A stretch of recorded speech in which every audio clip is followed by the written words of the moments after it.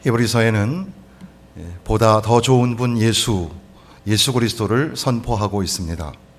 천사보다, 모세보다, 그리고 제사장들보다 탁월하신 예수, 더 좋은 약속이 되시고 더 좋은 언약의 보증이 되시는 예수, 다른 어느 것과 비교할 수 없는 예수에게 우리의 초점을 맞추라고 말씀하십니다. 그 예수는 우리가 가지고 있는 율법도, 그리고 그 율법 안에 기록된 이 장막과 성소, 그리고 성소에서 이루어지는 제사와 그 모든 예식보다도 더 탁월하고 더 좋은 분, 이제 이것을 그림자와 모형이라는 단어를 통해서 예수에게 집중하도록 우리에게 말씀을 선포하십니다. 그래서 8장 5절 말씀에 보시면 모형과 그림자라 이런 말이 나오고, 또한 9장에 가셔서도 9장 23절 보면 모형이라는 단어가 나오고 24절에는 그림자라는 단어도 나옵니다. 10장 1절에도 보면 그림자와 형상이라는 단어도 나오는 것을 볼 수가 있습니다. 그림자는 우리 인간의 역사 속에서, 문화 속에서 그림자는 아주 크고 폭넓은 은유적인 힘을 가지고 있습니다. 그래서 우리가 어린 시절 한 번씩은 다 그림자에 대한 동경을 가지기도 하고, 우리가 이제 철학의 입문, 이제 철학을 처음 배울 때 시작하는 것도 사실은 그림자. 그래서 플라톤이 말하는 그 동굴의 비유 속에 이 실체가 아닌 그림자를 사람들은 보면서 그게 실체인 줄 안다는 그런 그림자 이야기. 그림자는 상당히 강력한 은유를 가지고 있습니다. 오피리아의 그림자 극장이라는 어린이 동화책이 있습니다. 미하엘 엔데가 쓴 동화책인데, 그것은 아이들에게 읽혀주는 책이기도 하지만 동시에 어른에게 하는 그런 메시지를 담죠. 햄릿에 나오는 오피리아처럼 이 주인공 오피리아는 연극 무대에서 주인공들이 대사를 까먹지 않도록 대본을 읽어주는 일을 하는 여인이었는데, 이제 나이가 점점 들어서 할머니가 됩니다. 그리고 시대는 점차 텔레비전, 그리고 매체가 발달하면서 사람들은 연극에 관심을 갖지 않게 되죠. 그래서 결국은 연극 그 극장을 문을 닫게 될 즈음에 할머니는 이상한 것을 경험하게 됩니다. 그림자들이 움직이는 것을 발견하고 그림자와 대화를 나누게 되는데, 그 그림자들은 실체가 없는 그림자, 실체에게서 떨어져 나온 외로운 그림자들이었습니다. 그들의 이름은 고독이고, 그들의 이름은 외로움이며, 그들의 이름은 무서움이고 두려움이고, 그런 하나하나 그림자들을 자기가 가지고 있는 원래의 그림자 말고도 하나, 둘, 셋, 넷 그림자를 모아서 이 그림자들과 함께 그림자 극장을 꾸려나간다는 그런 이야기입니다. 내용 중에는 할머니 오피리아가 교회당에서 그림자를 하나 또 얻게 되는 일이었는데, 교회는 빛의 상징이며 그림자는 어둠의 상징인데, 빛과 어둠이 만나는 것처럼 그렇게 교회에서 그림자를 얻어내는 장면은 분명히 작가가 의도하는 그런 내용도 담고 있는 것 같습니다. 아무튼 그러므로 말미암아 우리의 그림자들을 돌아보며 우리 인간이 무엇인가, 우리는 어떻게 살아야 할 것인가, 그런 것들을 생각하게 하는 내용이 되겠습니다. 사진을 찍을 때에도 그림자가 큰 은유가 된다는 것을 작가들은 설명하면서, 때로는 그 실체의 실사를 찍는 것이 아니라 그림자를 찍어서 더 많은 것을 설명하려고 하는 그런 기법도 있죠. 비교를 해보면 정확하게 그런 건 아닐지 몰라도, 제가 어떤 글을 읽다 보니까 동양화와 서양화를 구분할 때에도 가만히 생각해 보면은 동양화의 이제 조선시대나 이때의 그림들을 보면 그림자가 없습니다. 근데 서양화에는 기본적으로 이 원근감이나 공간 능력을 보여주기 위해서 그림자가 숨어 있습니다. 그러면 동양 사람들은 그림자를 볼 줄 몰랐을까? 그게 아니라 그림자는 허상이기 때문에 실체에 더 집중을 해서 보려는 그런 이 관점을 동양인이 가지고 있고, 서양인은 그러면 집중을 안 해서 그런 거냐? 그게 아니라 서양인들은 이 전체를 자꾸 보려고 하는, 객관적으로 보려고 하는 의식이, 구조가 발달이 돼서 그렇다. 그런 연구 논문도 있습니다. 아무튼 그림자에 관한 이야기들이 참 많이 있습니다. 우리도 한번 우리에게 있는 어린 시절에 우리가 그림자 놀이를 했던 것처럼 그림자를 생각하면서 이 말씀이 오늘 우리에게 무슨 의미가 있는지를 생각해 보아야 하겠죠. 또 하나 이 모형이라는 말이 나옵니다. 모형이라는 말은 오늘날 현대적으로는 두 가지로 사용이 되는데, 첫 번째는 모델이라는 말, 모델 이론이라는 게 있습니다. 교육학, 사회학 등등에서 이 모델 이론이 없이는 요즘에는 연구가 안 된다고 해도 과언이 아닌데, 이 모델 이론, 그래서 사회학적 모델 이론, 교육학적 모델 이론, 이런 식으로 부르게 되죠. 이 모델이 있어서 그 모델을 통해서 우리가 이 원형을 찾아간다는 의미겠습니다. 또 하나는 이 타이폴로지라고 해서, 타입이란 말이 이 형상인데, 유형인데, 그래서 일반 학에서는 유형론이라고 부르고, 신학에서는 이것을 이제 모형론이라고 부르고, 또는 예표론이라고 부르기도 합니다. 이 티푸스라는 라틴어에서 오는데, 이 타입이라는 말이 이 모형이어서, 원래는 안티타입, 원형이 있는데 원형이 있기 때문에 모형을 만들어낼 수 있다. 사실 우리는 모형을 만들어 놓고 그걸 보고 원형을 만들어내기도 하지만, 그러나 우리 머릿속에는 이미 원형이 있기 때문에 모형을 만들어낸다는 그런 내용이죠. 그래서 그런 이 모형론, 유형론 같은 것들이 있습니다. 타이폴로지, 타입이란 말이죠. 그래서 너무 뻔한 뻔자의 전형적인 타입을 스테레오 타입이라고 하죠. 그래서 이것은 너무 뻔해, 이런 말을 할 때 스테레오 타입이라고 하는데, 그런 식으로 이 형태를 설명하기 위해서 이 유형론이 발달하게 됩니다.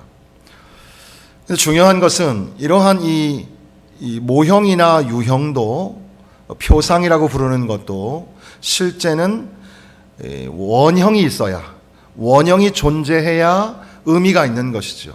그래서 원형을 갈망하거나 원형에 근거해서 모형이 만들어지는 것. 그런 의미에서 그림자도 역시 그림자 자체가 중요한 것이 아니라 그림자의 실체가 있단 말이죠. 그림자를 만들어내는 실체가 있어야 그림자를 설명할 수가 있는 것이죠. 그래서 이 그림자와 모형이라는 것을 설명을 하면서 이제 히브리서 기자는 천사보다, 모세보다, 제사장들보다 탁월하신 예수, 그분은 너희들이 지금껏 가지고 있는 이 율법과, 그리고 그 율법 속에 담겨져 있는 제사장의 예법, 그러니까 제사를 드릴 때는 어떻게 해야 되고 또 이렇게 해야 되고 등등의 모든 것들이 실상은 그림자와 모형이라, 하늘에 있는 것의 모형이라, 이렇게 말씀하시는 겁니다.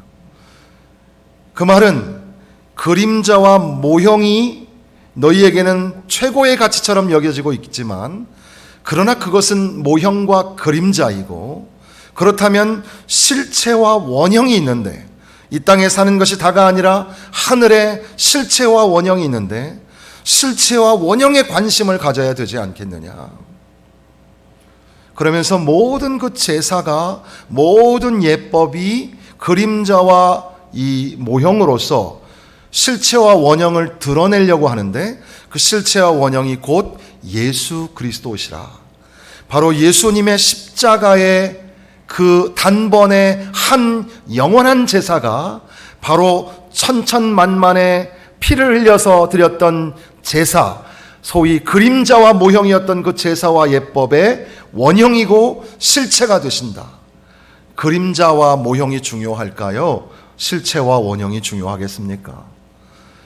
그런데 실체와 원형이 중요한 줄 알면서도 불구하고 사실은 그림자와 모형에 그렇게 빠져서 몰입해서 살아가는 우리들의 모습을 여기에서 말씀하시는 겁니다. 히브리서 말씀을 듣는 유대인들, 유대인이지만 예수님을 영접하고 예수님을 따라가려고 하는 사람들은 이 유대 공동체 안에서의 커다란 핍박과 큰 장벽을 만나게 되죠. 유대인들이 가지고 있는 그 율법, 그리고 그들이 금하는 날과 음식, 그리고 제사 등등이 하나하나 유대인들을 어렵게 하는 겁니다. 우리나라도 이 동양에 제사가 있어서 지금도 많이 핍박을 받는 분들이 많지만 예전에는 예수님을 믿으면 제사하는 문제가 항상 걸렸죠. 제사도 또 뼈대가 있는 양반 가문은 더 이게 어려워서 음식도 놓는 순서가 있고 동쪽에서 서쪽으로 있잖아요. 그리고 숟가락도 어떻게 놔야 되고 귀신한테 절할 때는 어떻게 하고 사람한테 절할 때는 어떻게 하고 술잔은 어떻게 돌려야 되는 겁니까?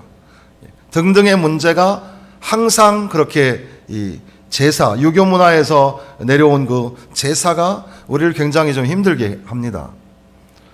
100년의 역사 또는 이 조선이 500년의 역사, 그 역사 속에 이미 문화로 자리 잡은 이것이 새로운 예수님을 믿는 데 있어서 걸림돌이 되고 수많은 핍박이 되었던 것이 사실입니다. 그런데 이 유대인들이 가지고 있는 것은 500년이 아니라 1000년을 넘고 2000년을 넘는, 그러니까 그들의 정신이고 그들의 이 얼과 같은 바로 그것이 바로 그들이 가지고 있는 율법이고 그들이 가지고 있는 제사였습니다. 그리고 그 천사나 모세나 이런 것들도 제가 지난주 강조를 해드렸지만 그럼에도 불구하고 부족할 정도로 그들은 그들을 숭배하고 있었던 것이고 율법이 최고이고 율법 안에 갖추어진 그 제사가 그들의 삶을 지배하고 있었던 겁니다. 그러니까 이슬람교, 그러니까 무슬림들이 예수님을 믿기가 참 어려운 이유가 거기에 있습니다. 예수님을 믿으면 그저 나 하나만 그것을 안 지키면 되는 게 아니라 그 사회와 그 공동체에서 축출을 당하고 추방을 당하고 그리고 이제 사회적 신분을 잃게 되고 천민으로 떨어지게 되고 그리고 불이익을 당하는, 그러니까 온갖 그런 이 어려운 형편을 만나기 때문에 쉽게 예수님을 영접하기가 어렵겠죠. 아무튼 유대인들은 예수님을 믿기는 시작했지만 여전히 날과 음식, 제사에 관련하여서 자꾸 이 걸림돌이 되어지고 그로 인하여서 예수님을 바라보아야 하는데 자꾸 제사와 예법을 그리고 형식과 전통과 율법을 우리가 가지고 있는 경험과 학식을 자꾸 쫓아가게 되어 있는 거죠. 그래서 예수님을 바라보아야 하는데 예수님을 바라보지 못하고 핍박과 환난이 닥치면 뒤로 물러나고 신앙을 포기하는 그런 현상이 나타나게 됩니다. 여기서 잠시 오늘 우리의 모습은 어떨까? 시대적인 좀 갭이 있지만 그럼에도 불구하고 간극을 좀 초월해서 오늘 우리는 실체와 원형이 되시는 예수 그리스도를 바라보고 살고 있는가, 아니면 우리도 역시 그림자와 모형을 쫓고 있는 것은 아닌가? 유대인들이 가지고 있는 제사나 제사장, 율법이나 성소 안에 들어가서 할 일들, 이런 것들을 우리가 지금 하고 있는 건 아니지만 그럼에도 불구하고 오늘 우리도 실체와 원형이 되시는, 성경적으로 우리가 좀 익숙한 단어로 말하면 길과 진리와 생명이 되시는 예수님을 초점하지 아니하고, 이 진리라는 말이 참 중요합니다. 진리. 그래서 이 진리라는 말이 알레세이아인데 이 레떼라는 말의 앞에 부정어가 붙어서 알레세이아. 레떼는 이 망각이라는 뜻인데 망각의 강을 건너서 이데아에 들어가면 그게 바로 진리를 만난다. 철학에서는 그렇게 설명을 하는 거죠. 진리. 대학의 가장 중요한 모토가 베리타스죠. 베리타스라고 써있는 대학들도 있죠. 베리타스란 말이 이제 진리가 너희를 자유케 하리라 라는 말씀에서 오는 겁니다. 진리. 우리는 항상 진리를 쫓고 아르케, 본질이라는 것을 쫓게끔 되어 있는데 그것은 그림자와 모형이 아닌 실체와 원형을 의미하는 것이고 생명이 되고 진리가 되시는 예수님이 바로 본질이고 진리라는 사실을 하나님의 말씀은 우리에게 가르쳐 주시는 겁니다. 그럼에도 불구하고 우리는 자꾸 그림자를 쫓아. 대표적인 것이 물질입니다. 우리가 이 땅에서 100년 이상을 살기가 어렵죠. 100세를 사는 것이 실감이 안 나는데 자꾸 100세 이야기를 벌써 수십 년 전에 했고, 요즘에 최근에 나온 그런 책은 200세 시대라는 책이 나왔습니다. 200세 시대를 꿈꾸는 시대가 된 겁니다. 무드셀라는 몇 살 살았게요? 969살. 1000살에 가까운 나이를 살았으니까 우리들도 그럴 날이 오지 않겠는가, 희망사항이겠습니다만은, 그러나 우리는 연약한 존재, 죽음 앞에 연약한 존재라는 사실을 인식하는데, 시간의 한계를 가지고 사는데도 불구하고 우리는 물질을 쫓느라고 정신이 없죠. 한평생을 거기에다가 다 에너지를 쏟습니다. 환경을 의지하고 사람을 의지하는데 다 쏟습니다. 그것이 실체가 아니고 원형이 아님에도 불구하고, 그것이 실체인 양, 그것이 본질인 양, 사람을 추구하고 또 물질을 추구하면서 인생을 거기에다 걸고 살아가는 게 우리 모습 아닐까요? 물론 말씀을 들어서, 그래서 머릿속에서는 예수님을 쫓아야지, 예수님을 바라보아야지 알면서도 우리의 눈은 항상, 육신의 안목과 정욕은 항상 연약한 가운데서 그림자와 이 모형을 쫓고 있는 것은 아닐까. 다시 이 본문의 말씀으로 돌아오면, 결국 그림자와 모형이 중요한 것이 아니라 그림자와 모형의 실체와 원형이 되시는 그 예수 그리스도가 중요하다. 그러니까 제사장들이 드리는 예물과 제사, 그거보다 더 중요한 것은 그 예물과 제사가 무엇을 설명하려고 하는 것인가. 천천만만의 양들의 기름을 뿌려서 피를 흘려서 드렸던 그 제사가 결국 무엇을 설명하려고 한 것인가. 바로 예수 그리스도의 십자가의 피 흘리심을 설명하기 위하여서, 그것이 실체와 원형을 설명하기 위하여서 존재하였다는 사실입니다. 그래서 우리가 읽은 이 5절 말씀에 보니까, 그들이 섬기는 것은 하늘에 있는 것의 모형과 그림자라. 모세가 장막을 지으려 할 때에 지시하심을 얻은 것 같으니 이르시되 삼가 모든 것을 산에서 내게 보이던 본을 따라 지으라 하셨느니라. 본을 따라, 원래의 원본이 있는데 본을 따라 디자인을 하고 설계를 하여서 성막과 성소와 제사와 예법을 그려낸 겁니다. 그러나 이제 그는 더 아름다운 직분을 얻으셨으니, 바로 예수님 말이죠. 그는 더 좋은 약속으로 세우신 더 좋은 언약의 중보자시라. 9장 9절 말씀에 보면 이 장막은 현재까지의 비유니, 그러니까 비유라는 것은 이 파라볼레라는 말에서 영어의 parable이란 말이 나옵니다. 비유라는 말은 어떤 진리를 설명하기 위해서 애매모호하게 만들려고 비유를 하는 게 아니라 더 잘 이해하게 하기 위해서 비유를 들죠. 바로 이 비유는 그럼에도 불구하고 원래가 아니죠. 원래를 설명하기 위한, 원형을 설명하기 위한 이 샘플, 예입니다. 바로 그 비유이니, 이에 따라 드리는 예물과 제사는 섬기는 자를 그 양심상 온전하게 할 수 없나니, 이런 것은 먹고 마시는 것과 여러 가지 씻는 것과 함께 육체의 예법일 뿐이며 개역할 때까지 맡겨둔 것이니라. 개역이라는 단어, 우리의 오늘의 메시지와 조금 거리가 있긴 하지만, 개역은 그러니까 막 갈아엎고 뒤집어 엎는 게 개역이 아닙니다. 지금 이 사회가 정치인들의 무력함으로 말미암아 국민들이 극단적으로 나눠지고 있는 것은 매우 위험한 상황입니다.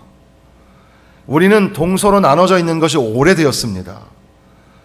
그런데 그것을 지도자들이 더 부추긴 셈이 된 겁니다. 나이 많은 기성세대와 젊은 세대, 그리고 노인 세대와 장년 세대, 지금 이 정치를 촛불 집회를 하고 있는 그런 386 세대, 그 위의 세대, 그리고 그 아래 세대의 갈등을 만들고 있는 것. 근데 모두가 다 유심히 들어보면 모두가 다 개혁하자는 겁니다. 다 개혁하자는 겁니다. 다 뜯어 없애고, 자기 건 안 없애고 남의 건 다 뜯어 없애자는 겁니다. 그게 개혁이 아니라, 여기 성경에 나오는 개혁은 뭡니까? 예수가 오시는 때가 개혁입니다. 예수님이 오시는 것을 예표하는 그림자와 모형들이었지만 이것은 원형을 설명하기 위한 그런 이 모델들이었는데 예수님이 오시는 날까지 내버려 둔 겁니다. 예수님이 오시는 날, 진짜 예수님이 오셔서 예수님을 영접할 때 양심의 문제가 해결되고 죄 문제가 해결된다고, 그때까지 이 모든 율법은 그것을 깨닫게 해주는, 소위 바울 사도는 그래서 율법을 몽학선생이라고 설명하면서 율법이 구원을 얻게 하는 것이 아니라 율법으로 말미암아 우리가 죄인이라는 것을 알게 되고, 우리가 죄로 이 율법으로는 구원받을 수 없구나 하는 것을 깨닫게 하는 것이 바로 그 존재의 목적입니다. 9장 23절에 보면, 그러므로 하늘에 있는 것들의 모형은 이런 것들로서 정결하게 할 필요가 있었으나 하늘에 있는 그것들은 이런 것들보다 더 좋은 제물로 할지니라. 더 좋은 제물, 우리는 더 좋은 언약의 중보자라는 말을 했는데 더 좋은 제물이 되시는 예수 그리스도께서는 참 것의 그림자인 손으로 만든 성소에 들어가지 아니하시고 바로 그 하늘에 들어가사 이제 우리를 위하여 하나님 앞에 나타나시고, 10장 1절 율법은 장차 올 좋은 일의 그림자일 뿐이요 참 형상이 아니므로 해마다 늘 드리는 같은 제사로는 나아오는 자들을 언제나 온전하게 할 수 없느니라. 그러면서 10장 10절 말씀으로 넘어가셔서 10장 10절입니다. 읽어보겠습니다. 이 뜻을 따라 예수 그리스도의 몸을 단번에 들이심으로 말미암아 우리가 거룩함을 얻었노라. 예수님의 십자가에서 단번에 들이심으로 우리가 거룩함을 얻었노라. 제사장마다 매일 서서 섬기며 자주 같은 제사를 드리되 이 제사는 언제나 죄를 없게 하지 못하거니와, 12절 읽겠습니다. 오직 그리스도는 죄를 위하여 한 영원한 제사를 드리시고 하나님 우편에 앉으사, 우리의 죄를 대속하시기 위하여서 한 영원한 제사를, 그러니까 그 수많은 제사는 하늘에 있는 것의 모형이어서 그것은 그림자와 모형이지만 이제 예수 그리스도, 독생자이신 예수 그리스도께서 이 땅에 오셔서 우리를 위하여 십자가에서 마치 양이 피를 흘려 죽는 것처럼, 송아지가 각을 떠서 자기의 모든 내장을 드러내어 태워지는 것처럼 예수님께서 십자가에서 흠없고 점없으신 하나님의 아들이 십자가에서 죽으심으로 말미암아, 피 흘리심으로 말미암아 우리 모든 사람들이 거룩하여지고 온전하게 되어졌다는 겁니다. 그래서 14절에 같이 읽겠습니다. 그가 거룩하게 된 자들을 한 번의 제사로 영원히 온전하게 하셨느니라.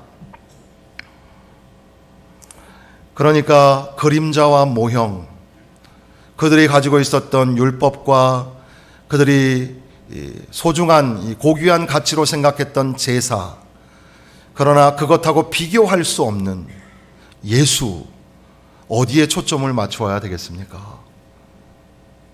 아무리 환난과 핍박이 찾아오고 믿음을 가지고 살아가기 어려워도 그들은 제사와 율법에 얽매여서 살지 아니하고 믿음의 주여 우리를 온전하게 하시는 분이신 예수만 바라보고 예수를 소망하며 예수님을 붙잡고 예수님과 동행하면서 살라고 그렇게 말씀하시는 겁니다. 오늘 우리의 삶에도 역시 마찬가지죠. 우리가 이들과는 좀 다른 간극의 어려움을 겪죠. 예수 믿는다는 것, 세상과 함께 살아가면서 신앙생활 한다는 게 참 어렵습니다. 교회 안에서 우리가 섬기며 살아가는 것도 참 어렵습니다. 우리는 예수에게 초점을 맞춰야 됨에도 불구하고 자꾸 우리는 물질이나 환경이나 사람이나 우리가 가지고 있는 경험이나 학식에 치중하여서 자꾸 그렇게 거기로 따라가려고 하는 그런 연약함이 있습니다. 그런 이들을 향하여 오늘 이 말씀이 우리에게 말씀하시는 것은 뭡니까? 사랑하는 자녀들아, 물질이나 환경이나 너희들의 눈에 보이는 것만에 만족하지 말고 거기에 초점을 세우지 말고 영적인 눈을 들어서 오직 우리에게 길과 진리와 생명이 되시는 예수, 우리에게 영생과 천국의 소망을 주신 예수 그리스도만 붙잡고 살아라. 예수님을 바라보면서 살아라. 세상 사람들의 이야기는 좀 나중에 하더라도 오늘 교회 안에서 성가대로, 교사로, 장로와 권사와 집사로, 직분자로, 믿음의 사람으로 또 위아래에서 이리저리 뛰면서 여러 가지 모양으로 우리가 봉사를 합니다. 근데 우리의 봉사와 섬김의 초점이 어디에 있습니까? 우리의 섬김이 우리의 의를 드러내기 위함입니까? 내가 이 정도는 했는데, 우리가 이 정도의 바벨탑을 쌓았는데, 혹시 우리는 너무나 바쁜 와중에 너무 열심히 섬기다가 섬김과 봉사의 초점이 되시는 예수, 우리 예수, 이 교회 공동체 안에 주인이 되시는 분이 예수님이라는 사실을 잊어버리고 사는 것은 아닐까요? 예수님은 어떻게 하셨을까? 예수님은 어떤 마음이실까? 예수님은 우리를 어떻게 하기를 원하실까? 예수님에게 초점을 맞아서 그렇게 살아가는 삶이야말로 믿음으로 사는 삶이 아니겠습니까? 그래서 10장 38절 말씀으로 가시면 10장 38절입니다. 같이 읽겠습니다. 나의 의인은 믿음으로 말미암아 살리라. 또한 뒤로 물러가면 내 마음이 그를 기뻐하지 아니하리라. 로마서 1장 17절, 갈라디아서 3장에, 그리고 하박국 2장 4절에 나오는 말씀, 오직 의인은 믿음으로 말미암아 살리라. 믿음으로 살아라. 믿음을 가지고 살아라. 예수 믿는 믿음이 중요하다. 다른 어떤 것, 그림자와 모형이 되는 것을 추구하고 쫓지 말고, 헛된 꿈, 무지개와 같은 것을 쫓지 말고, 원형이요 실체가 되시는 예수, 진리가 되시고 생명이 되시는 예수, 그분을 믿고 그분을 따르는 그 믿음의 길을 걸어라. 뒤로 물러가는 것을 하나님은 기뻐하시지 않는다. 유대인들이 자꾸 뒤로 물러가는 거예요. 그러니까 하나님은 그것을 기뻐하지 않는다. 믿음의 전진, 믿음의 진보가 우리에게 있어야 합니다. 지금 완벽한 완성된 사람을 원하시는 게 아니라 우리는 다 미완성이잖아요. 그럼에도 불구하고 날마다 믿음의 진보가 있어서 다 된 줄로 착각하지 말고 날마다 믿음이 성장하고 또 자라나는 주님과 동행하는 삶을 우리에게 권하시는 줄로 믿습니다. 끝으로 그러면 예수를 바라보며 사는 삶, 예수님을 믿으며 사는 삶은 어떻게 사는 삶입니까? 믿음의 주여 우리를 온전케 하시는 분이신 예수를 바라보자 할 때 예수님은 어디 계시고 우리의 이 사이트, 우리의 이 시야는 어디에 고정해야 합니까? 우리 미간보다 5도 정도 높여서 살짝 올려다보면 거기 예수님이 계시는 겁니까? 어디 바라보고 살라는 뜻이죠?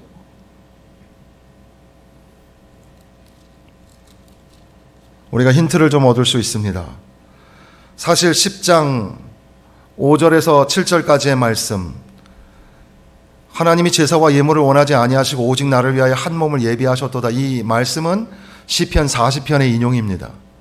시편 40편을 제가 예배 시작할 때 읽어드렸는데 우리는 기가 막힐 웅덩이에서 건지신 주님, 그 주님 앞에 다윗이 기도하는 장면을 기억하면서 주여 나를 건져 주옵소서, 그렇게 그 말씀을 읽지만 사실 시편 40편의 가장 중요한 주제는 순종입니다.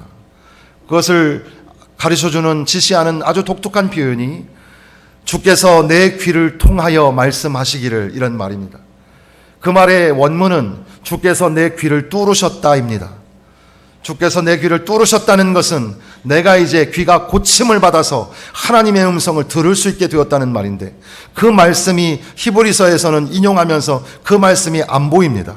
그 말씀에 해당되는 이 유대적 문화적 표현이 뭐냐 하면 예비하셨도다입니다. 뚫다, 고치다, 준비하다, 예비하다는 같은 어원에서 옵니다. 그래서 온전한 순종을 이루신 분, 주의 말씀 앞에 철저하게 순종하신 분 예수, 바로 예수 그리스도를 바라보면서 우리들도 철저히 주의 말씀에 순종하며 하나님의 말씀에는 아니요가 없고 하나님의 말씀에는 무조건 아멘하며 살아가라고 우리에게 권하시는 겁니다.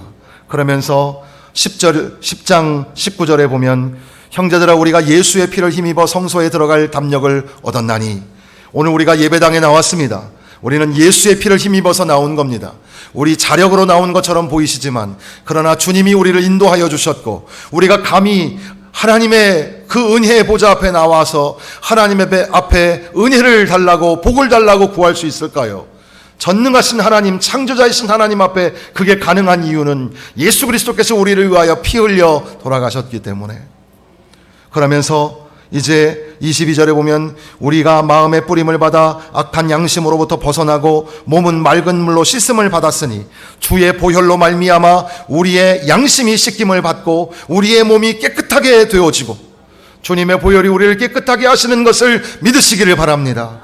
그래서 이제는 참 마음과 온전한 믿음으로 하나님께 나아가자. 참 마음과 온전한 믿음으로 나아가야 합니다. 그것은 또한 23절에 우리가 믿는 도리의 소망을 움직이지 말며 굳게 잡고 우리의 소망, 열방의 소망이 되시는 예수님을 잡고서 흔들리지 아니하도록, 움직이지 아니하도록 굳건히 잡고서 살아가라고 말씀합니다. 그리고 서로 돌아보아 사랑과 선행을 격려하며, 나만 외로운 게 아닙니다. 나만 힘든 게 아닙니다. 우리는 모두 다 사랑이 필요하고 서로 관심이 필요한 존재로 부르심을 받았습니다. 서로 돌아보아 사랑과 선행으로 격려하고, 모이기를 패하는 어떤 사람들의 습관과 같이 하지 말고, 여러분 주일날 안 나올 건수가 얼마나 많아요. 목사님 선약이 있어서 못 나가요. 약속이 있어서 못 나가요. 여러분 주일날 교회 오는 건 약속 아니었나요? 하나님과 약속 아니었나요? 주일날 약속이 있으면 나 원래 선약이 있어, 하나님하고 약속이 있어, 그렇게 해야 되는 거 아닌가요? 그럼에도 불구하고 세상이 피치 못해서 주일날 시험을 치고 피치 못해서 주일날 여러 가지 일들을 하면, 여러분 정말 비통한 마음을 가지고 예배당에 못 나오더라도 하나님이 여러분이 가시는 곳에 동행하여 주셔서, 내 마음에 내가 주일날 예배당에 나오는 거는 방해할 수 있을지 몰라도 내 마음속에 주님은 뺏을 수 없다고, 내 마음속에 주님은 절대로 빼앗기지 않겠노라고 이를 갈면서 분통해하면서 그렇게 살아가야 되지 않겠습니까? 모이기를 패하는 어떤 사람들의 습관과 같이 하지 말고 오직 권하여 그날이 가까움을 볼수록 더욱 그리하자. 그리고 이렇게 히브리서 10장을 마치고 나면 우리가 고린도전서 13장을 사랑장 하는 것처럼 히브리서 11장을 믿음장 그러죠. 그래서 11장에 보면 믿음으로 노아는 믿음으로, 아브라함은 믿음으로, 이삭은 믿음으로. 왜 이렇게 믿음 이야기를 합니까? 믿음으로 사는 게 얼마나 중요한지 모른다. 예수 믿는 믿음으로 살자. 아무리 환난과 핍박이 찾아와도 그림자와 모형에 전전긍긍하며 뒤로 후퇴하지 말고 예수 믿는 믿음으로 살자.